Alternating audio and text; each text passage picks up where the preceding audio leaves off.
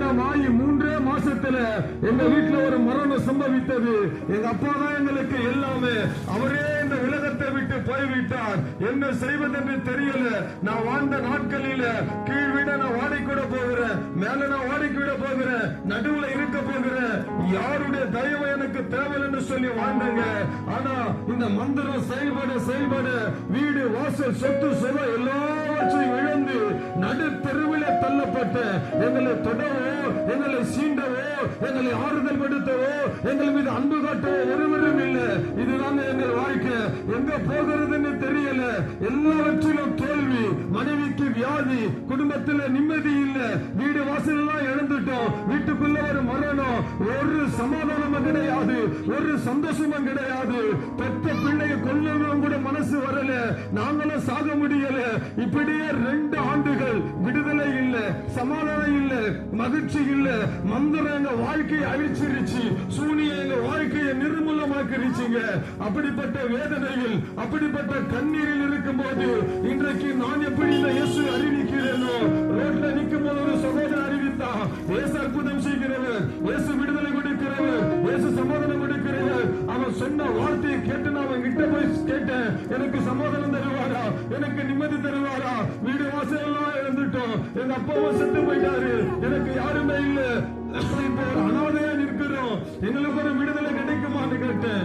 அந்த சகோதரர் சொன்னோம், இயேசு விடுதலை கொடுப்பார், இயேசு சமாதானம் கொடுப்பார், இயேசு மகிழ்ச்சி கொடுப்பார். அந்த வார்த்தையை கேட்டு தெய்வத்துக்கு இதயத்தில் இடம் கொடுத்து, என் அன்பு சகோதரனே, என் ஆண்டவராகிய இயேசு கிறிஸ்து எங்கள் வாழ்க்கையில் அற்புதம் செய்தார். இயேசு எங்கள் வாழ்க்கையில விடுதலை கொடுத்தார். இயேசு எங்கள் வாழ்க்கையில சுகம் கொடுத்தார். அத்தனை ஆண்டுகளை யாரு வைத்த மந்திரம் எங்களுக்கு தெரியாது. நாங்கள் பாதிக்கப்பட்டோம், நாங்க வேதனைப்பட்டோம், நாங்க கண்ணீர் விட்டோம். அதனாலதான் எந்த குடும்பமாவது பிழைச்சிடாதா, யாருக்காவது அற்புதம் நடந்துடாதாங்கிற ஒரே ஒரு காரணத்திற்காகத்தான் இந்த தெய்வத்தை அறிவிக்கிறையா. என் அன்பு சகோதரனே, உன்னை விடுதலை செய்கிற வல்லமை இயேசுவிடத்தில் உண்டு. உன் கண்ணீரை துடைக்கிற வல்லமை இயேசுவிடத்தில் உண்டு. உன் கவலையை போக்குற வல்லமை இயேசுவிடத்தில் உண்டு. ஒரு மனிதனுக்காக பாடுபட்டவர் இயேசு, ஒரு மனிதனுக்காக ரத்த சிந்தினவர் இயேசு, ஒரு மனிதனுக்காக சிலுவை சுமந்தவர் இயேசு, ஒரு மனிதனுக்காக அடிகள் பட்டவர் இயேசு. கேட்குறியா? ஏன் எனக்காக இயேசு அடிபடணும்? ஏன் எனக்காக இயேசு பாடுபடணும்?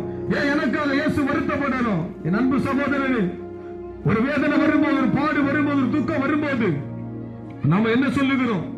என் துக்கம் யாருக்கு தெரியும்? என் கண்ணீர் யாருக்கு தெரியும்? என் கவலை யாருக்கு தெரியும்? என் போராட்டம் யாருக்குங்க தெரியும்?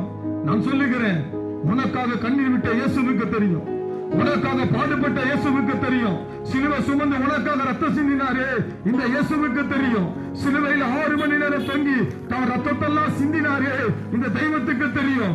சிலுவையை தூக்கி கொண்டு அப்படியே கைகளையும் கால்களையும் ஆணிகளுக்கு ஒப்பு கொடுத்தாரே, வேதனைப்பட்டாரே, துன்பத்தை சகிச்சாரே, இந்த ஆண்டவருக்கு தெரியுங்க. அன்பு சகோதரனே, உன்னை வாழ வைக்கிற ஒரு தெய்வத்தை அறிவிக்கிறேன், உனக்கு சமாதானம் எடுக்கிற ஒரு தெய்வத்தை அறிவிக்கிறேன், உனக்கு மகிழ்ச்சியை கொடுக்கிற ஒரு தெய்வத்தை அறிவிக்கிறேன், உனக்காக பாடுபட்டவரை சொல்லுகிறேன், உனக்காக ரத்தம் சிந்தினவரை சொல்லுகிறேன், உனக்காக சிலுவை சுமந்தவரை சொல்லுகிறேன். இயேசு கிறிஸ்து உன்னை விடுவிக்க வல்லமையுள்ளவராய் இருக்கிறார். இயேசு கிறிஸ்து வாழ்க்கையில் அற்புதம் செய்ய வல்லமையுள்ளவராய் இருக்கிறார். இந்த தெய்வம் வாழ்க்கையில் அற்புதம் செய்யாமல் இருந்திருந்தா 15 வருஷத்துக்கு முன்னாடி எங்க அப்பா செத்ததை போல நானும் செத்து இருப்பேன். என் 2 பிள்ளைகள் அனாதை நடுத்தல நின்று இருக்கும். ஆனா இயேசு எங்கள் வாழ்க்கையை மாற்றினார். இயேசு எங்கள் வாழ்க்கையில விடுதலை கொடுத்தார். யாருக்காவது நல்லது நடந்துராதா? யாருக்காவது அற்புதம் நடந்துராதா? யாருக்காவது ஒரு சுகம் கிடைச்சிடாதா என்கிற ஒரே ஒரு காரணத்திற்காகத்தான் இயேசுவை அறிவிக்கிறேங்க. நாங்க சென்னையில இருந்து வருகிறோம். இங்க இருக்கிற யாரும் எனக்கு தெரியாது. இங்க இருக்கிற யாரிடத்துல நான் முன்பின் பழகினது கிடையாது. இங்க இருக்கிற யாரிடத்துல நான் பேசினது கிடையாது. ஆனாலும் ஏன் இந்த தெய்வத்தை அறிவிக்கிறேன், ஏன் ஆண்டவரை சொல்லுகிறேன்? என் குடும்பத்தை நான் பறி கொடுத்தது போல ஒரு குடும்பம் அங்கு ஆயிடக்கூடாது என்பதை ஒரே ஒரு காரணத்திற்காக நான் அறிவிக்கிறேன். என் அன்பு சகோதரனே, உனக்காக உயிர் கொடுத்த இயேசு கிறிஸ்துவை நான் சொல்லுகிறேன். என்ன கேட்க போற? ஒரே ஒரு விடுதலை, ஒரே ஒரு சமாதானம், ஒரே ஒரு மகிழ்ச்சி. உயிரையே கொடுத்தாரு. அணுவணுவா சித்திரவதைக்கு தன்னை ஒப்பு கொடுத்தாரு.